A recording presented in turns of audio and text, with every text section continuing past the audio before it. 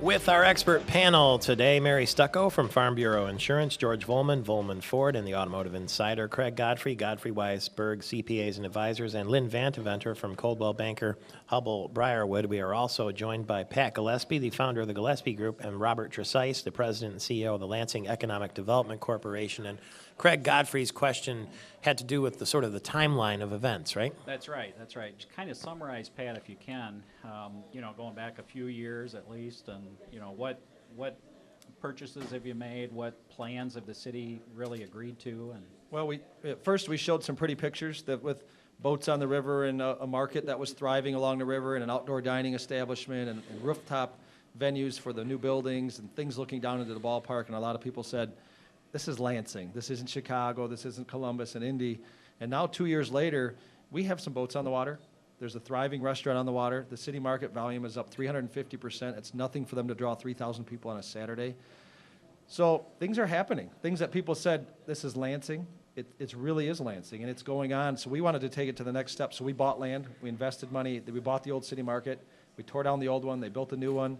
We bought many parcels of land in the outfield of the ballpark, old warehouses that were vacant, old Bonnie's Place restaurant that was vacant, buildings that are just sitting there rotting. We made some investments hoping that we could do the Urban Village, the Ballpark North project, which is hotels and restaurants and entertainment and maybe corporate headquarters and marketplace. So now that we're here, I think it's about 2.5 years later, and we're ready to move forward with implementing the rest of the plan besides the market and the boats and the riverfront stuff. That's where we're at a stall, and that's what's so confusing to us. exactly, yeah, it's a unfortunate hurdle, huge hurdle here. So essentially, the union said we want 100% of the work or nothing. You were offering about 50%?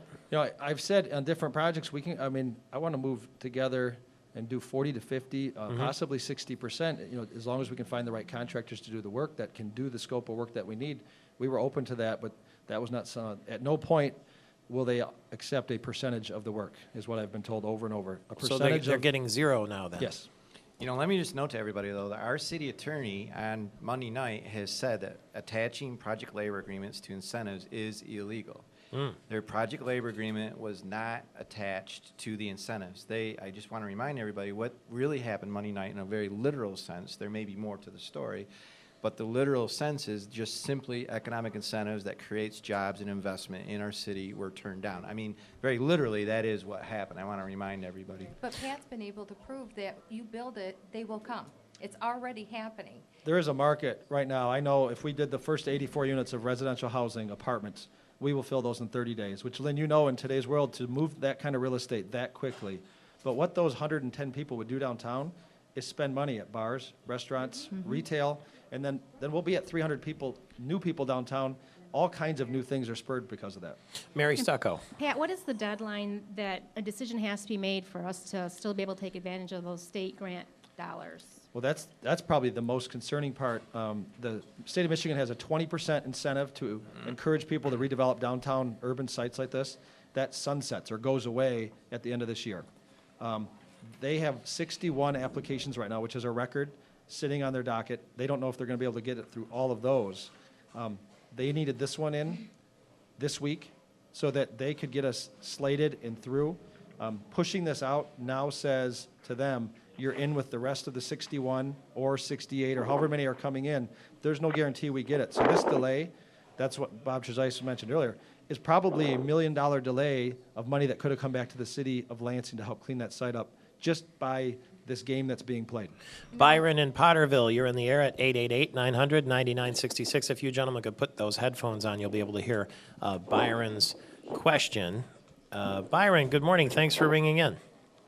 Good morning, Michael. As usual, you're doing a superlative job in keeping issues important to us here in the local mid-Michigan area. Thank you. I'd like to make a couple of comments that may not be popular with your panel there. One of your gentlemen said, I forget who it was, that this was a representative democracy. I'm sorry, that's not true. We are a representative republic. Why is this distinction important? Because a republic is a nation of laws, and I don't know what the exact reason that the council stopped this project going forward was, but he did mention that there were two people against it, and these two people may have legal precedence over the majority because we have individual rights. This pertains to me directly because I work in one of the businesses on the north side of the ballpark. And we have already been blocked by the use of legal shenanigans from expanding our own business because the Gillespie group wants it. So I'd be willing to hear this story from the other side before I get up in arms about what the city council has done. So if you could get someone on here with the other side of the story, we'd appreciate it. Okay, And Byron, that's what I thank have you for very this much. morning. You Thank can you. hear Pat's response, 30 seconds. I wish there was one. I don't know what we're blocking. We're there trying to promote business, add more value to those buildings, and You do own the land, after all. I own a good portion of the land there, and we've contacted everyone, letting them know what's going on and trying to work with them. This is the first we've heard of anything like that. So anybody that's around there or attached to there will do very well when the stuff's redeveloped. I would think so with that many people moving in. It is 14 before the hour. We'll be back with Bob Tresice, Pat Gillespie, Mary Stucco, George Volman, Craig Godfrey, Lynn Van Deventer. It's the Mid-Michigan Business Wrap.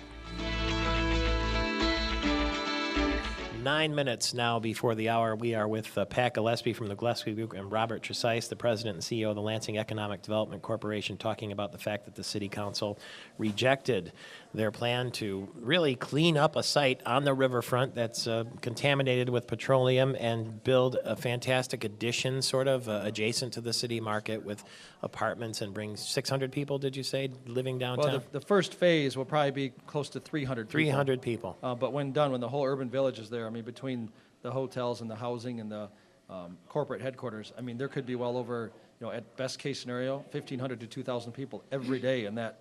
I guess it would be probably a 7-acre site. Wow. Did the city council turn down the proposal maybe as a way to slap at the mayor since he was a supporter of it? That could be a possibility.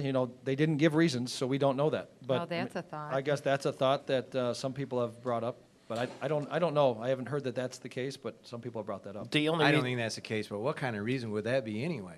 I mean, who in their right mind, I can't believe that. Who in their right mind would vote down for hundreds of people moving into the city, paying taxes, cleaning up sites to get to, for a political payback?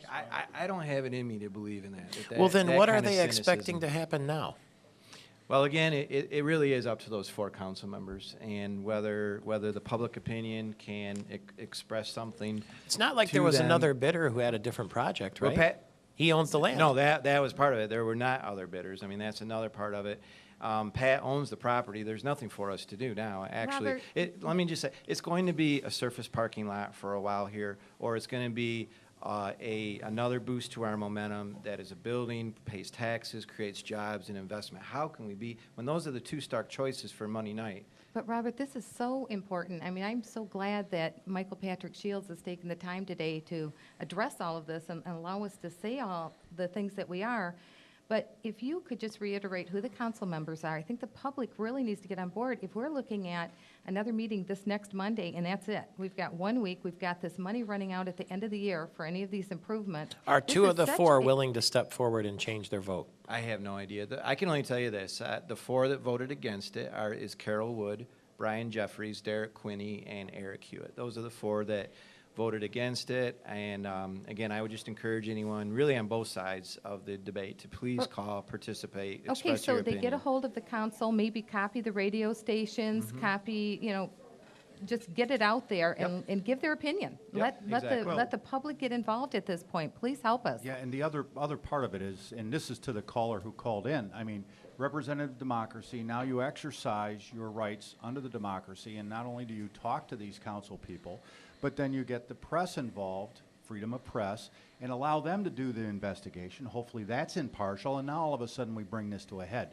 The key to this is this, and you said it best.